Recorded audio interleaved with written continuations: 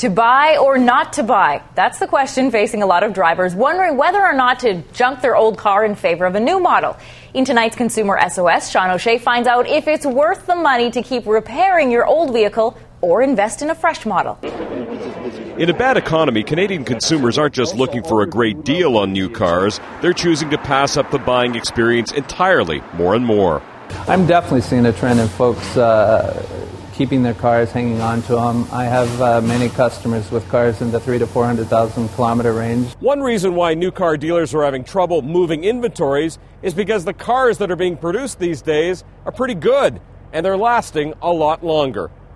In Canada, there currently is just under 7 million vehicles on the road that are over 10 years old, 11, 12, 13, etc.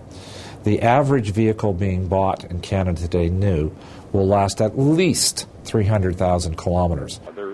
Alan Wexler is happily testing that average.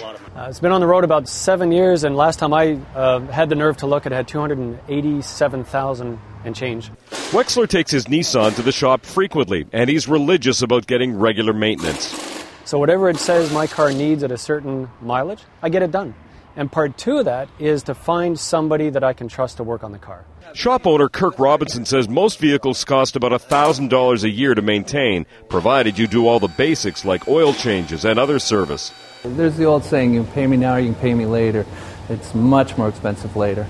Robinson says unless your car has a lot of underbody rust, it's better to repair than to replace it. It's always cheaper to hang on to your car. The trade-off, older cars are less consistently reliable than new ones, but improvements by almost all manufacturers mean consumers have fewer reasons to go shopping for replacements. Today, the consumer has a choice. He can drive that vehicle for 8, 9, 10, 11, maybe even 12 or 13 years before he has to return back to the marketplace or be stuck with a vehicle that's totally unreliable or a beater.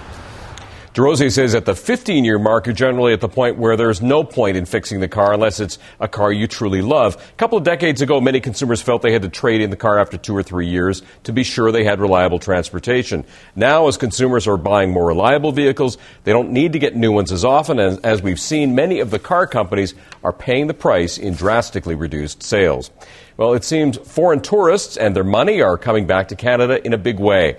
StatsCan reports our deficit fell below $3 billion over the summer, the lowest it's been in a year. Spending by travelers to Canada edged up to over $4 billion.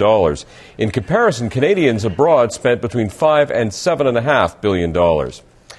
If you're a last-minute gift buyer, never fear. Walmart is apparently on your side this holiday season. More than half of Walmart stores across Canada are going to be open for 24 hours throughout the holiday shopping season. That begins on December the 1st. The exception is Quebec.